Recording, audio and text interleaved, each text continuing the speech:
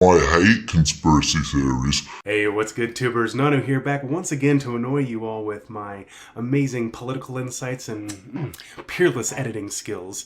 Today, I'm going to be tackling Paul Joseph Watson, the far less talented brother of Emma Watson. It's Leviosa, who will from here on out be referred to only as PJ because he already gives off strong enough serial killer vibes without that ominous sounding triple name. I'm going to be going over two of his older videos today, both of which have the same title and express more or less the same idea. Conservatism is the new counter-culture. I fucking hate this talking point. Not only is it wrong, but the way it's being employed is extremely deceptive. You see, nowhere in these videos will you see PJ admitting that he's a right-winger. In fact, PJ never really directly argues for anything in either of these videos. It's really the best kind of propaganda, you know, where you make a lot of specific claims framed in specific ways, but never explicitly say what you're arguing for. Instead, just kind of hint at it with vagaries and implications, innuendo. But hey, I'm just a normal kid, like you, except that I ask questions. Basically, all I'm saying is that PJ has an agenda, but more than that, he doesn't want you to know that he has an agenda, and I find that pretty suspicious. Now, to be fair, I also have my own agenda. I mean, you really can't have somebody who has no agenda, obviously, and so I'll just be upfront with it. I'm coming at this from a pretty far left perspective. Goddamn, nigga. However, while we're both, you know, talking politics and stuff here, I think there's another important difference between PJ and me that we should really nail down before we go any further, and that is PJ is trying to sell you shit, and I'm not. I'm just doing this For the hell of it, just for the yell I get, for the smell of it. There are people I know in real life who have expressed similar arguments, and well, it really fucking pisses me off. Friends don't let friends fallacy. There's a joke in here, I'm sure. The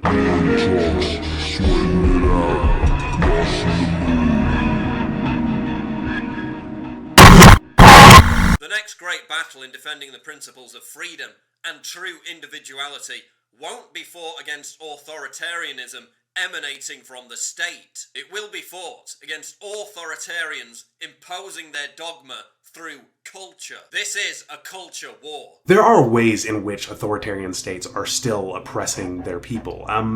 To say nothing, of course, of authoritarian states imposing their will on other countries. Did somebody say Also, this old culture war talking point, really? Like, nice boomer meme. Culture war. The more progressivism demands absolute obedience to its doctrine, the more regressive it reveals itself to be. Progressivism is the new Puritanism. So the article is called Progressive Puritans, and it's from a libertarian rag called Reason Magazine. In this article, co-authors Matt Welch and Nick Gillespie defend Backpage.com against claims that they facilitate child trafficking. Now, if you haven't heard about this website, it was basically sort of like a Craigslist style website with a lot of personal ads, stuff like that. A few years after this article was written, the US government actually shut down Backpage.com because not only were they facilitating child trafficking, but they were also engaged in cover-up efforts. So, good job, guys. Other than their support of child sex trafficking, they also rattle off other great libertarian talking points, such as the ridiculous claim that alcohol prohibition was a progressive movement. And look, honestly, I don't have the time, and seeing as how I read more than just the headline, I'm already way more informed than PJ ever was on this topic. And that's why many traditional left-wingers are abandoning it in droves. Traditional left-wingers? What Does that even? Stay on target. Left-wingers are abandoning it in droves. PJ here feels really strongly that this is the case, but offers no data to back this up. Now, I was actually kind of curious on the facts of this matter, though, so I am about to put more work into debunking this claim than PJ has done in his entire life. Ugh.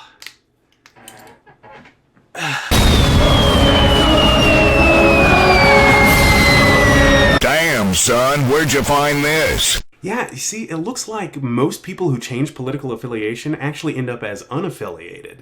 And additionally, both at the time of PJ's original video and currently, unaffiliated voters are actually the largest political group in the United States. I mean, I assume we're talking about the United States. It's the only country that matters. Throughout history, society has persecuted, maligned, and silenced truth-tellers. Those who dared challenge the consensus faced oppression from the state. But modern-day persecution takes different forms. Prime amongst them is peer pressure and ostracism. Truth-tellers frequently are persecuted, but it's important to clarify that just because PJ might feel oppressed or persecuted doesn't make him a truth-teller. In fact, it doesn't even necessarily mean that he's facing any sort of legitimate oppression or persecution. But look, even if I bite the bullet and admit just up front that PJ has won the Oppression Olympics here, he'd still lose me on the timeline. Hasn't it kind of always been both the state and social pressures that inform people's beliefs, attitudes, and behaviors?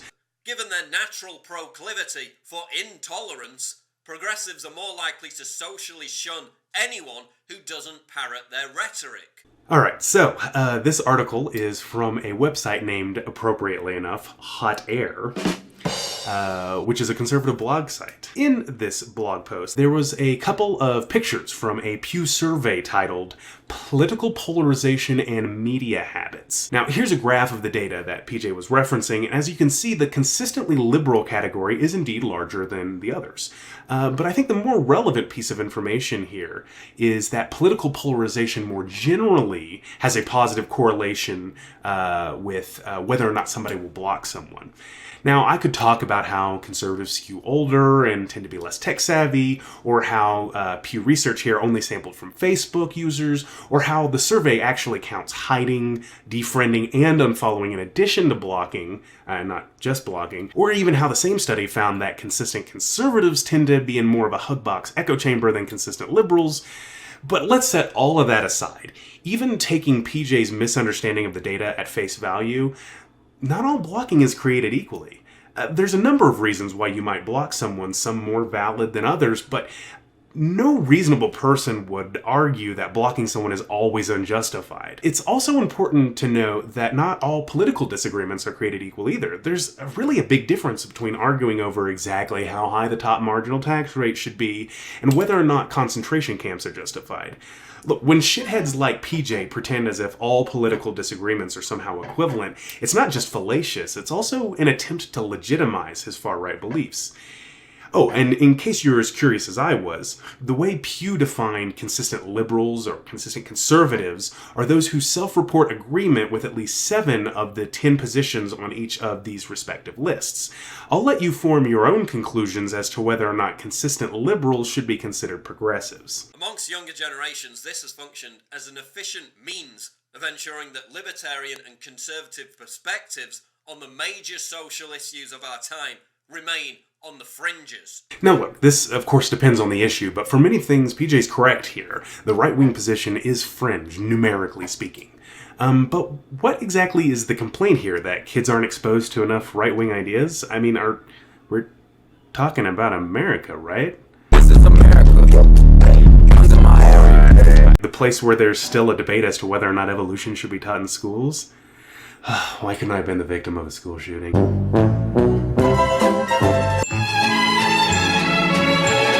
Somehow we've been browbeaten into thinking that challenging the progressive consensus on any issue will leave us estranged, alienated, and miserable, even though the facts show that liberals are unhappier, poorer, and despite their obsession with virtue signalling, far stingier than conservatives when it comes to donating to charity. Liberals are unhappier.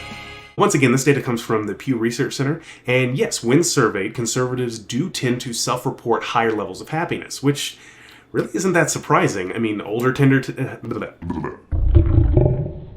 people tend to be happier, rich people tend to be happier, religious people tend to be happier, etc.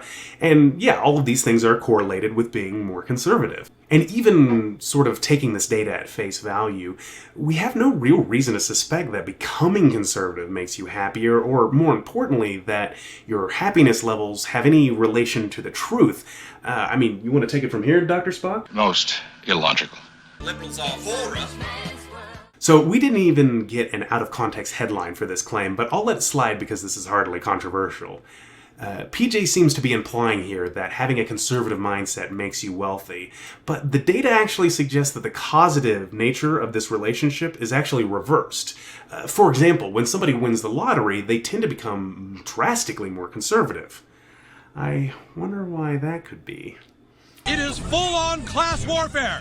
Liberals are far stingier than Conservatives when it comes to donating to charity. This headline is from RT, which references the Philanthropy Chronicle's special report, How America Gives. I'm going to be going mostly off the RT article, though, as ironically, this research about charity is locked behind a paywall. The pundits who are paid to spread this talking point about how uncharitable progressives are leaving out a crucial bit of information that really kind of debunks this whole argument. The sources here that cite conservatives giving more to charity count tithing and donations made to religious institutions as charity. Now, I hate to be the bearer of bad news. Religious organizations are not, in fact, charities. Now, first off, you're lucky if the money you donate actually goes in any way to any sort of charitable work. Because it's much more likely, say, that money is being used to, I don't know, cover up child rape. Wow, there's a lot of child rape in this discussion about conservatism. That's a little weird. But look, even if your money actually is being used to do some actual good charitable work, the help that's being offered is always offered with strings attached in a sort of selfish and self-serving effort to create more mindless consumers. I'm sorry, not mindless consumers, mindless converts. What's the difference? But the progressive establishment has a problem, because contrarianism is becoming cool once again. Politically, we've shifted to the left to such a degree that the hunger for non-conformist thought and opinion is raging. Listening to a lot of pundits, you would get the impression that the American political system is a pretty simple binary left and right. Something kind of like this, where you've got Hillary and Obama on the far left, Bush and Trump on sort of maybe the center right, with Bernie somewhere way off the chart. While I certainly have my gripes with the political compass, a two-axis political grid I think is a lot more useful when trying to understand politics.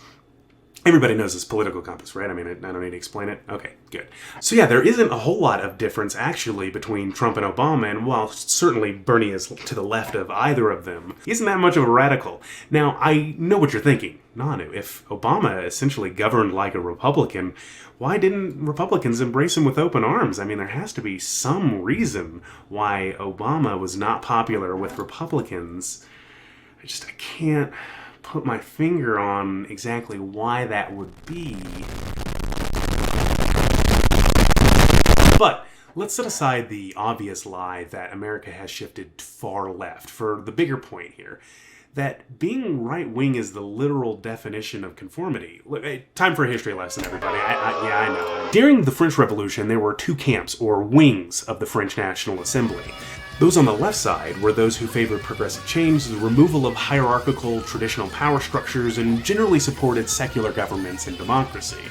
Now, those on the right favored preserving the power of the monarchy and the church and other wealthy oligarchs, even though it directly countered their own best interest. Now, we can hem and haw over the political definitions all day, but to me that's really the fundamental difference between the left and the right. People who want to defend the current system despite its flaws, and those who want to create a better world. And whether you agree with him or not, that's why Trump has become so popular. But Trump isn't popular?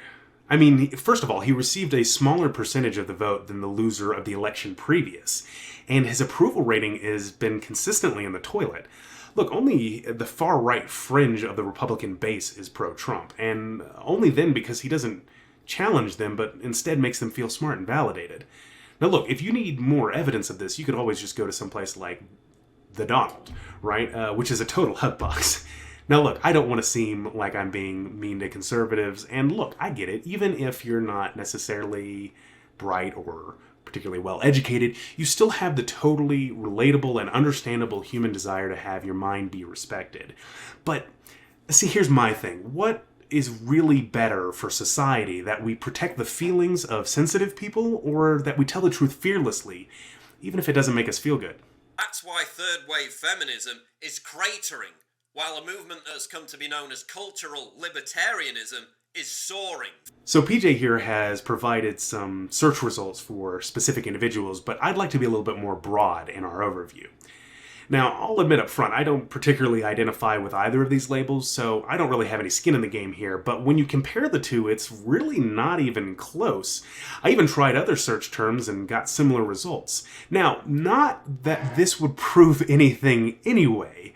I mean, as these are just measurements of how often these terms are searched, and really nothing else. But, where are we? Cultural libertarians. Yeah, so, anyway. This cringe bait comes courtesy of Breitbart. The author of this piece is really trying to pull everyone with any sort of clout into this movement, including people who don't self-identify with this label. Which, I don't know, seems kind of weird, right? I mean, claiming people for your side and wearing them as a badge of honor, even if they didn't sign up for any of this shit. I mean, it's not just lame, it's kind of creepy, right? Fewer and fewer people are resonating with the progressive mantra. What exactly is the progressive mantra? A lot of implications here, Vlad. What is a man? A miserable little pile of secrets! If what PJ here means is that people are self-identifying as progressive less and less, well, that's sort of a difficult claim to verify or debunk, because pretty much all of the institutions that track this sort of thing typically only include the following labels: liberal, conservative, moderate, unaffiliated. If you're lucky, you might be able to find some with libertarian thrown in, but the fact that socialists or communists aren't even available as options really shows you how far right our society really is. People are sick to the back teeth of being told what to think. Now look, there's only so much time in the day. As you can see, the lighting is getting darker and darker. So there's only so much time I have to research and to learn. But in some cases, look, the rational thing is to defer to people who are more knowledgeable until such a time you have the knowledge that can contradict them. Now, that being said, that doesn't mean we take an uncritical approach to knowledge or take an authoritarian zero-tolerance approach towards right-wingers. I mean, I don't think either of those are good tactics, especially when you're trying to win people over. So here's a super secret message to all my lefties watching right now. Conservatives, by definition, require submission, so let's not join them in that foolhardy and self-defeating endeavor. NANI? Let's instead try to understand that not everyone parroting bad talking points is acting in bad faith, but may instead be victims of bad ideas themselves. They're tired of progressives telling them what to feel about absolutely everything. What? This isn't telling you how to feel. But, I mean, even if it was, here's the thing. Regardless of what people tell you to do, you can't be forced to feel a certain way about anything. So, please, for the love of fuck, stop your whinging. What opinions they need to adopt to earn social brownie points from their trendy liberal friends. So, this may or may not be surprising, but I'm no fan of that kind of behavior either. And I think that in the proper context, labeling something as virtue signaling can be useful criticism. But on the other hand, we can't really know people's intentions, and assuming that everyone trying to draw attention to a problem is doing it for selfish reasons has the unfortunate outcome of disincentivizing any discussion or change on the issue. Which is ultimately why virtue signaling is so derided by the right. They want to preserve the current paradigm. And it also bears mentioning here that virtue signaling is something of a subjective quality. Things like, why are Democrats apparently just such hateful, unpatriotic, un-American pieces of shit? Why is that? or this. She's thinking about reproductive rights 1 minute from having a baby. This is about as perverse a notion as I could possibly imagine. Okay, what I care about is not killing babies. Or this.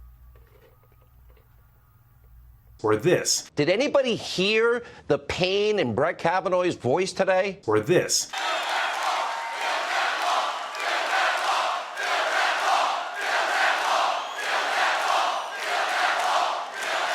Can be seen as sort of a right-wing virtue signaling. So if the critique is of attempting to fit in and receive social acceptance, I mean, we're all guilty of it to a certain extent. They've had it with the unbridled imposition of political correctness and cultural relativism by the thought police. This article comes from the David Horowitz Center for Freedom's Truth Revolt website. Jesus, man. We're not trying to lie to you. This is the truth website of truthiness. So the article in question here is responding to a pamphlet, I guess, passed out at some college trying to educate instructors on the correct PC terminology or whatever to use. And look, I'm not going to defend the original pamphlet that this article is attempting to refute. By the way, if the name David Horowitz sounds familiar, it's because right-wing YouTube is more incestuous than your average hentai ero manga. Classical liberals are now so horrified by what the modern left has become that they're no longer comfortable describing themselves as left-wing. Right, and that's because liberals, broadly speaking, and especially people who self-identify as classical liberals, are, and were always, right-wing. Look, if you're confused, you can just go back here, where I explain the difference between left and right-wing. They've had enough of progressives resorting to censorship and authoritarianism to shut down debate. Why are these guys so thirsty for a debate? It kind of strikes me as somewhat similar to the way in which creationists are desperate to debate evolution, not because they've got any sort of genuine desire to arrive someday at the truth, but rather it's an opportunity to spread their talking points in a setting where their ideas have this pretense of legitimacy. Here's a quick flashback so you can understand the current arc of the Nannu the Nerd anime.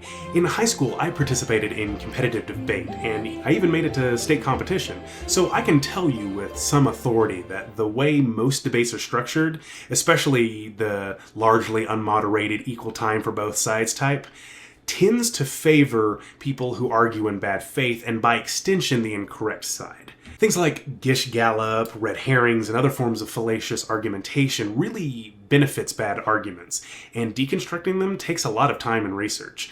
PJ probably spent less than an hour total between these two videos, recording and editing and, what have you, and it took me substantially longer.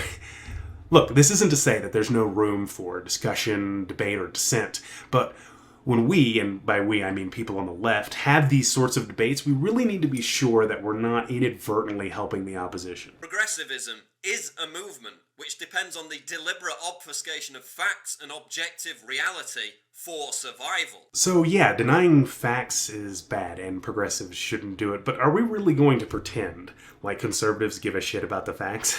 I mean, man, if you fall for that, I only have 2 words for you: climate change. But in so doing, progressivism has revealed its true face. A wasteland of enforced cult-like dogmas, allied with ruthless intellectual intolerance and the elimination of all dissent. This is actually a good wisdom.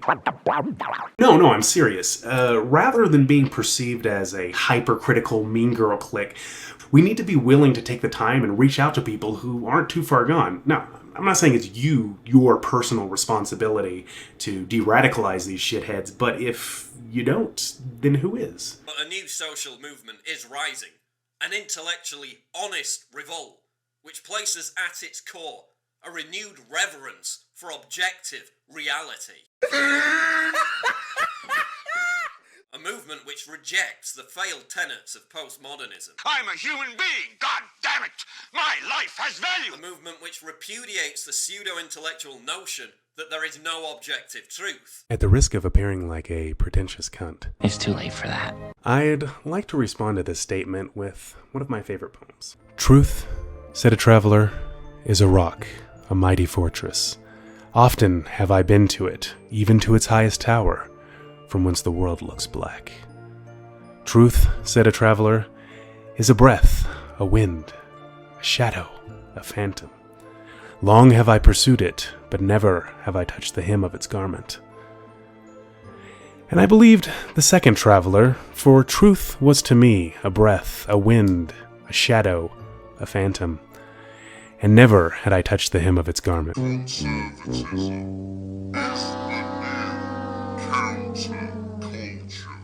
it's now poised to banish progressivism to the ash heap of history. Well, 4 years later, and progressives still exist. Ripperoni, jabroni.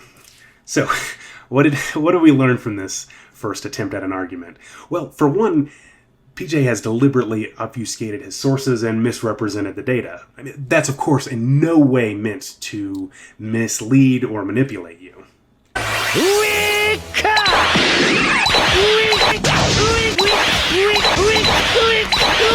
But believe it or not, the next video is even less well-sourced, although it is marginally better acted. So, catch you Guys, gals, and M-pals. next time. The first fortifying shampoo with active fruit concentrate from Danger. Round 2. Fight! No one has ever done that! No one has ever done.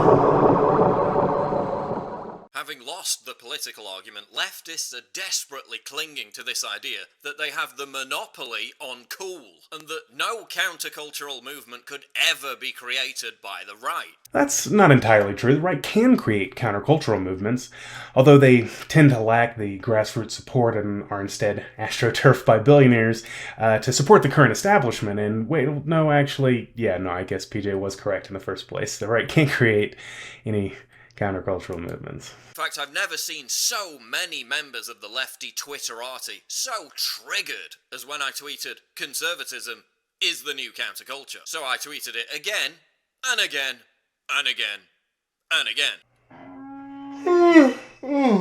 Seriously, I know the word triggered gets overused now, but this was a deluge of butthurt. I know overused gets overused a lot now, but PJ is really overusing the word overused here. Alright, let me explain this joke to you. You see, it's funny because I'm pointing out the fact that he's pointing out the fact that he's being repetitive. In a sense, being repetitive myself. We're several layers deep in this joke stuff. What are they so afraid of? Poisoning the well by declaring a priori your opposition is afraid. How amazing, cool, smart, and sexy your intuitions are. Truly, this is an amazing battle of ideas.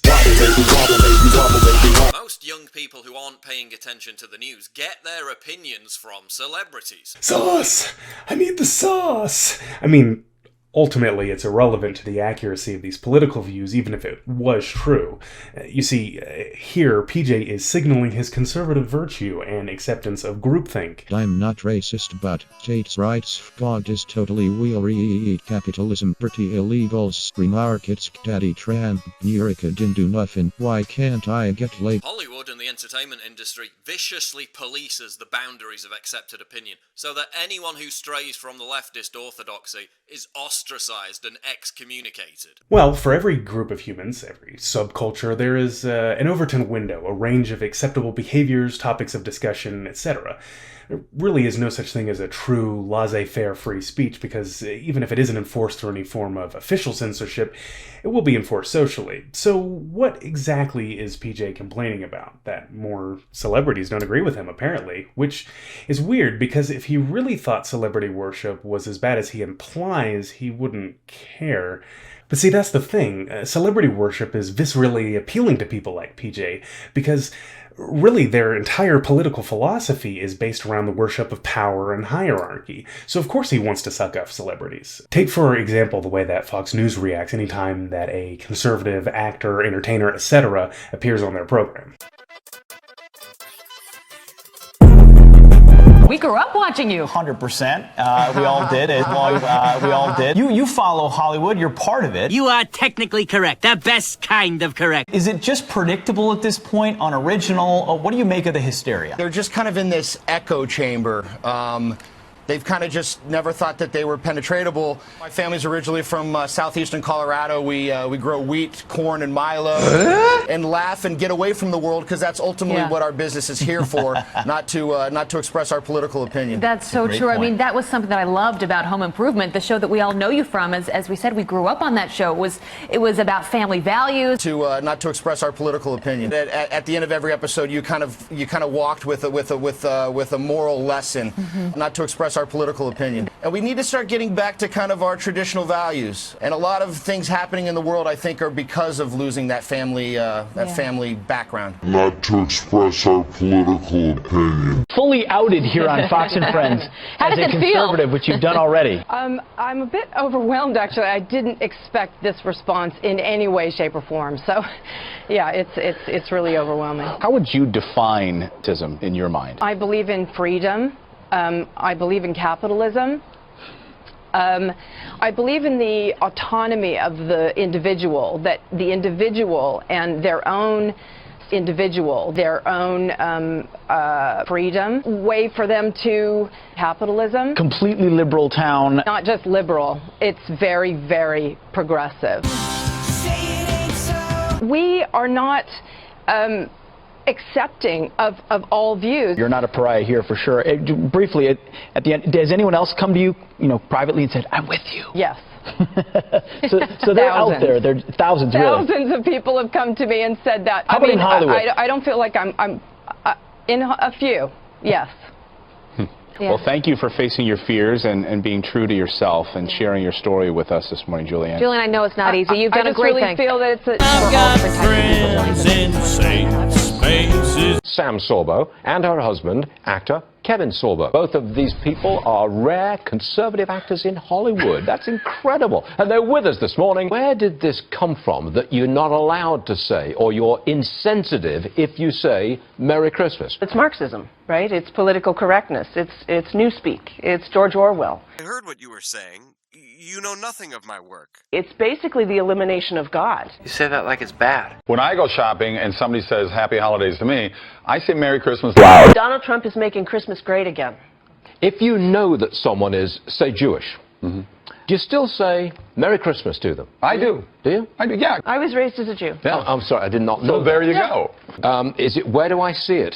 You know what? It came straight for DVD. Trump has selected Betsy DeVos to run the education department. Do you think she goes far enough? I think you favor homeschooling for everyone, well, I favor homeschooling. That's why I wrote the book. Yep. But it's a step in the right direction. They're all for diversity, until it comes to diversity of thought.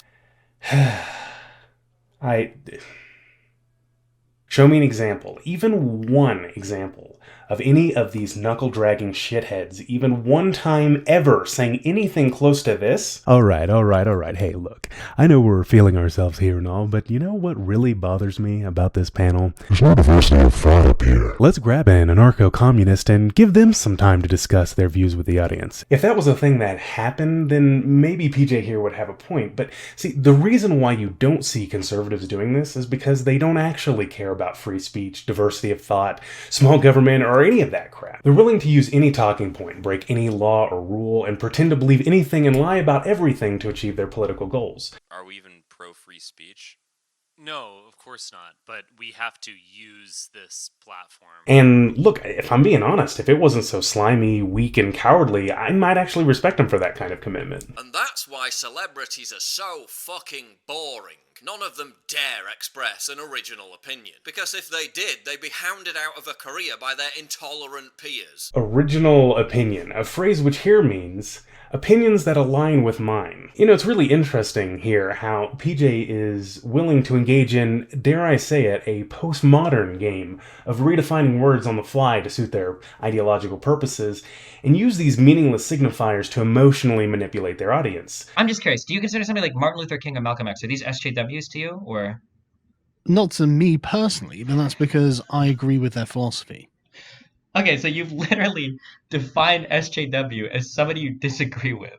Good job. Great free marketplace of ideas. So many high-level important ideas. I mean, look at Eminem. He used to be happy to offend absolutely everyone. Christians, lesbians, feminists, the gay lobby. Now he's calling Donald Trump a bitch. Oh, how daring. That's so controversial. I kind of wonder if PJ here thinks that using this mocking tone will actually distract people from the fact that he's deeply butthurt by the fact that Eminem isn't on the Trump train.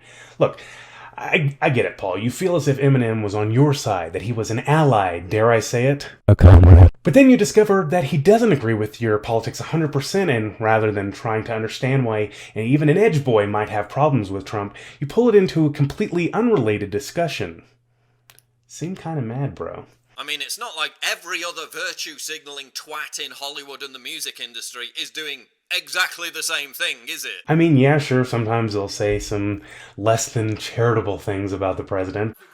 Presidential harassment of all time, I would know. I'm like the president of harassment. But, I don't know, it doesn't really appear as if these elites are actually doing anything to try and stop any of the policy proposals of Trump. Which isn't that surprising. If you're that wealthy and detached from the impact of the negative policies enacted by the Republican Party, I'm sure it's kind of hard to give a shit. But the left is starting to lose their omnipotent control of counterculture. Why? Well, counterculture used to be intrinsically leftist because the right had political power. It was a natural counterbalance. I don't know, it seems kind of weird to frame this in a historical context. I mean, I get that Obama was president during the time of this original video, but I mean, if you think Obama was some progressive lion, then let me remind you, his vice president was pro-segregation, he escalated imperialist foreign wars, and when the economy... And when the economy bottomed out due to corporate greed, he paid off the damn criminals. No. Fuck you. There hasn't been a left-winger in the White House at any point in my life, or PJ's, or hell, even our grandparents. Eat my entire ass. Up until very recently, the right had been getting its ass kicked in the culture war for decades. So now we have a whole new generation emerging who have no memory whatsoever of the right being in political power or having any dominance in the culture war. As I was just saying, not only are Democrats, largely speaking, right-wing, they rarely have political power, especially when it comes to the state and local level, because, I mean, honestly, it's just easier for the right-wing to rig smaller elections. So, it'd actually be more accurate to say that the right has enjoyed an uncontested monopoly of political thought in the United States for decades, and they still can't help but fuck themselves. All they've experienced is the left's total domination of the culture war and their intellectual intolerance of anyone who goes against the grain. Did somebody say leftist domination? Oh shit, I think we're talking about something completely different. You know what? So for teenagers and 20-somethings, all they've ever known is having dominant culture fed to them by the left. Not right! So it comes down to this. You can't be the dominant culture and the counterculture. That's why conservatism, or a particular brand of it, is becoming the new counterculture. It's a natural progression. So he's repeating himself, so rather than repeating myself, let me tell you about a fun game all of you watching at home can play along with. How to spot a disingenuous manipulator. It's actually really easy. If you see someone adding hedges, caveats, or really any other kind of weasel words, not in any attempt to add clarity, but to be able to slip out of shit later, or a particular brand of it, you got yourself a disingenuous snake oil salesman right there. Try saying that 10 times fast, Jesus Christ. You can see this new phenomenon beginning to emerge when you look at Generation Z. Teenagers born after the year 2000 are the most conservative generation since World War II. 14% of 14 and 15-year-olds said they had a conservative outlook, compared to 2% of millennials and just 1% of Gen Xers. That's a huge difference, and it's only going to grow. We're red-pilling Generation Z. The most conservative generation is still 86% not conservative. Look, I'm not trying to downplay their growth, as conservatism is one of the worst isms you can have, but 14%, I mean, that's baby bitch numbers. Now look, I could go over the article and explain how PJ can't read again, but see, here's the thing. The Daily Mail is a literal tabloid founded by a Nazi sympathizer. And Pew Research, a source previously quoted multiple times by PJ, challenges this headline quite strongly.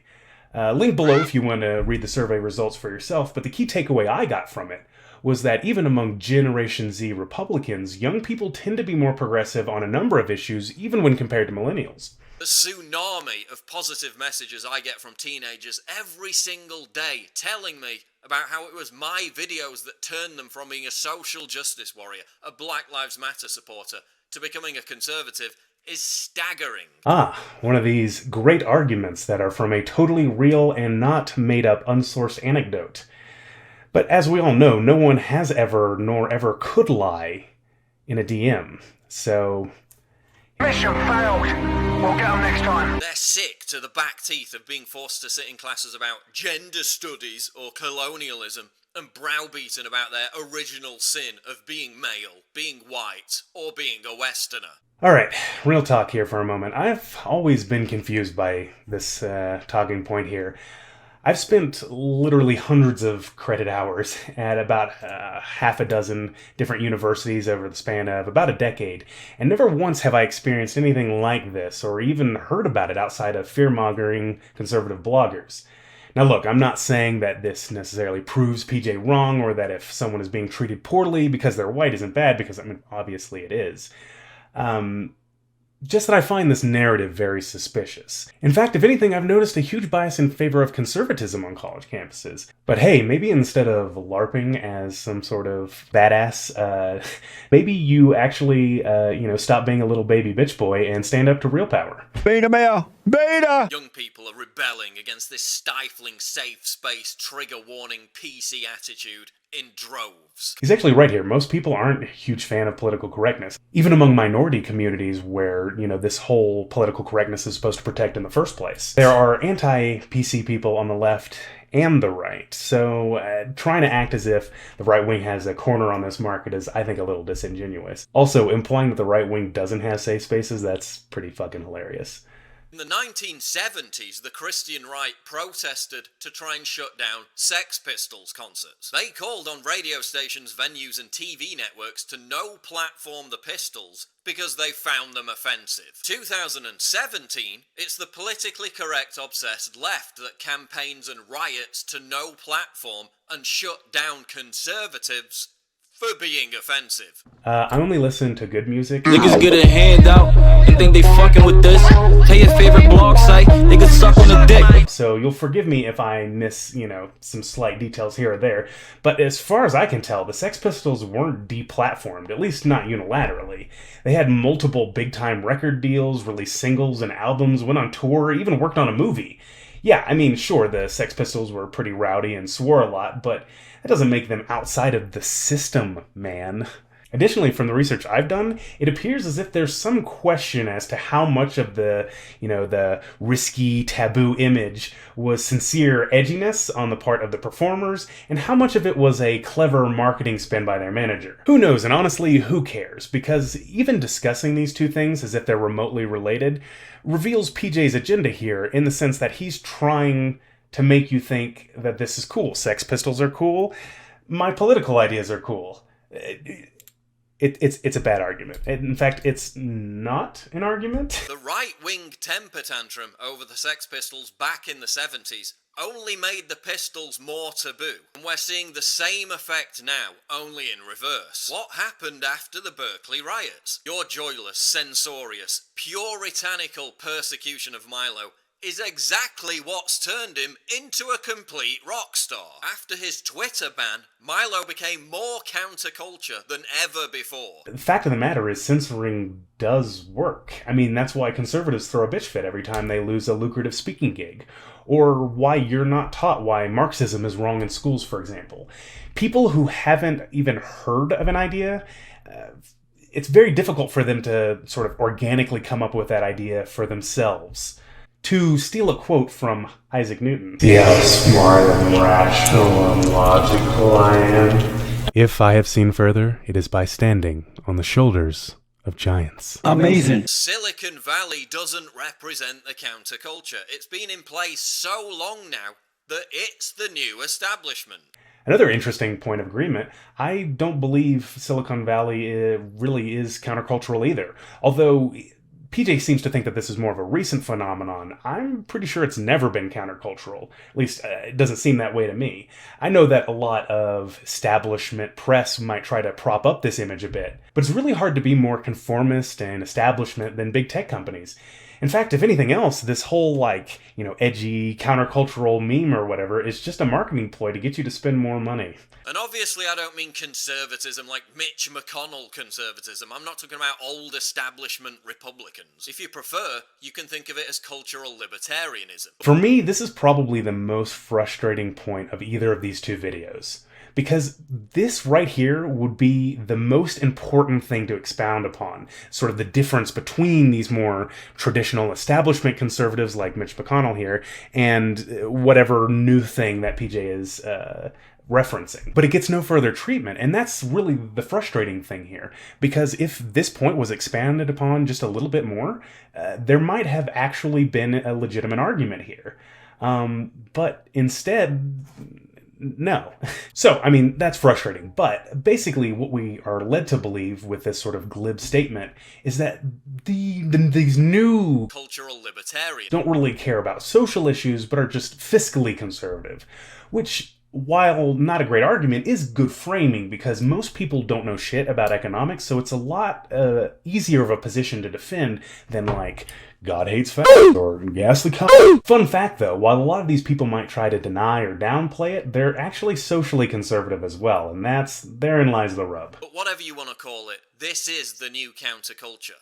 Everything that the left had has gone completely stagnant. This is the only countercultural movement that's definable, that's going anywhere, that resonates with anyone. And that's why the regressive left is terrified. More emotional pleas and grandstanding. Man, I know PJ isn't exactly a bastion of intelligentsia, but I really can't fathom how anyone finds anything he says even remotely convincing. Also, fun fact, by definition, the right wing is always regressive because they fall back on tradition and pre-existing power structures. This isn't to say that the regressive left is entirely a bad concept. I think it can be a useful criticism when applied in good faith. But, I mean, obviously we're not going to see any of that here today. Oh yeah, and don't come at me with a bunch of obscure movements within music or popular culture to try and debunk me, okay? Barely anyone has ever heard of those movements. We're the ones who are resonating. Debunk me, daddy. Debunk me, daddy. Debunk me, daddy. Oh, yeah. Oh, so you really want to turn this into a beauty contest? Oh, no. We've got the likes of Milo, Crowder, Lauren, Marion, Tomei, and yours truly. Who've you got? Michael Moore, Lena Dunham, Amy Schumer, Madonna, Cenk Uygur. So you know who argues that we should give special respect to the ideas of pretty people? Someone who's more attractive than intelligent. But statistically speaking, I mean, since PJ seems to consider Hollywood as a leftist institution, the left really does have more beautiful people both in total and proportionally speaking. Not, of course, that hotness says anything about the credibility of your arguments. Also, attractiveness is subjective, and really, I should have put on a condom if I was going to be fucking his ideas this hard. Studies show that conservatives are more attractive, and that's another reason why we're taking over the counterculture. Alright, finally, a fucking source for something. Alright, looks like this Washington Post article is referencing a study published in the Journal of Public Economics.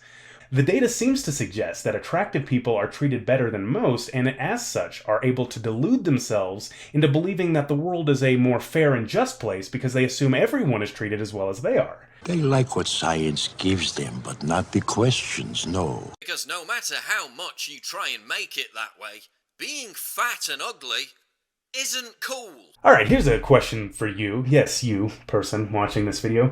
Why do you think PJ cares so much about being cool? In case you're curious, but unaware, the model pictured here is one by the name of Tess Holliday. And yeah, sure, she's pretty fat, but I mean, if you think she's ugly, fine. More pod for me.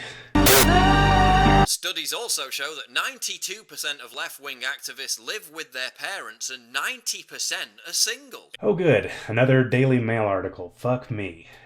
God. Alright, they're merely reposting an article originally found in Bild magazine, that's B-I-L-D, which is a German publication. And like many of PJ's sources, it's another tabloid, which Wikipedia claims is more or less on par with The Sun in terms of accuracy. So, the article in question opens with a quote from a member of the Christian Democratic Union of Germany. Good. A social Christian conservative party, which is apparently the big tent right-of-center party in Germany. Swell.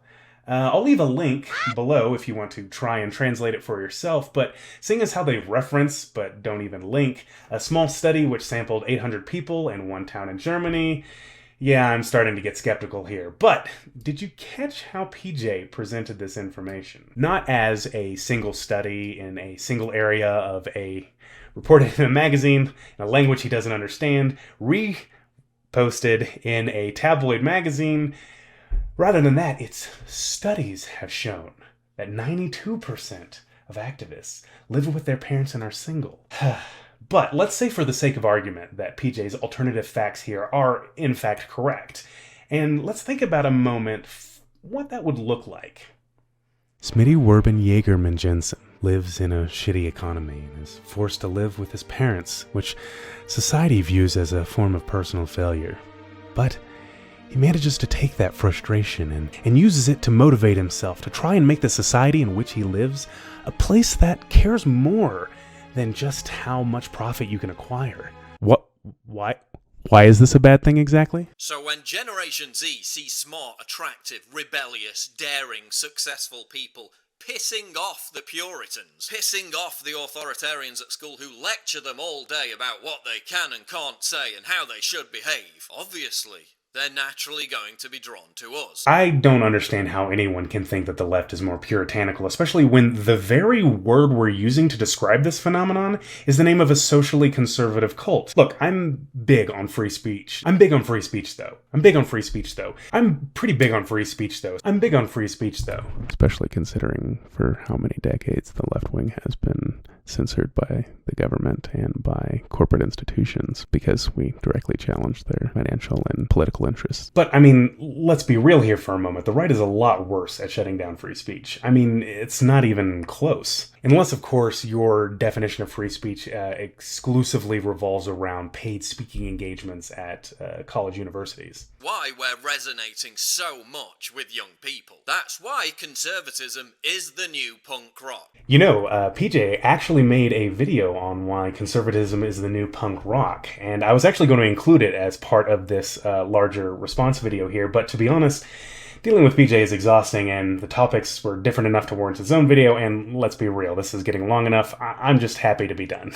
Conservatism is the new counterculture. Whew. Alright, that's it. Finally, through both of those shitty videos on the subject, and let's kind of bring things back to the beginning. What we do here is go back. I mentioned earlier how PJ never comes out and argues for his political beliefs, but instead really sort of hints around it. PJ never really directly argues for anything in either of these videos. It's really the best kind of propaganda, you know, where you make a lot of specific claims framed in specific ways, but never explicitly say what you're arguing for. So what exactly is the implied argument here? Well, I think it goes something like this. What isn't popular is countercultural. Conservatism isn't popular. Conservatism is countercultural. Countercultural is cool. You want to be cool, don't you? Taking a look at the basic structure of this argument, it really just seems like a naked attempt to peer pressure you into following his political ideology. All the cool kids are doing it. You want to be like the cool kids, don't you? And look, even if we concede literally every single point to PJ, his argument is still structurally flaccid. But seriously, this is nakedly fallacious. Sort of an argumentum ad dispopulum, if you will. Essentially, he's saying his position is valid because it's unpopular. And if you still don't understand why that this argument is so flawed, perhaps I can do this with a different example. Now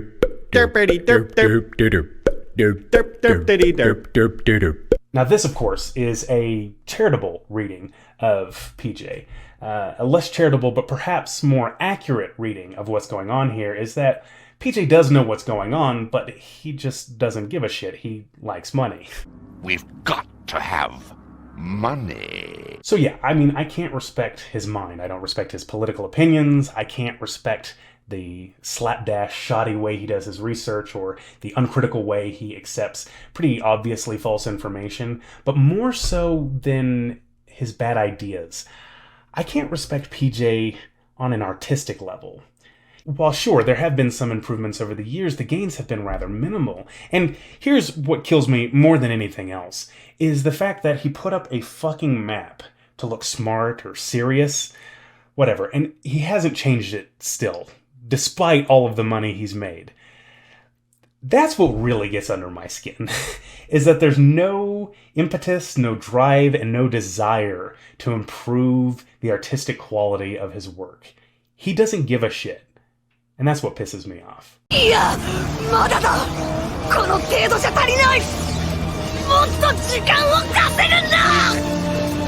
And it's like alt-right conspiracy theorists. I'm not alt-right. The premier premise of the alt-right is a white ethno-state. I don't believe in that. I've never believed in that. So I'm not alt-right. The alt-right hates me. They attack me.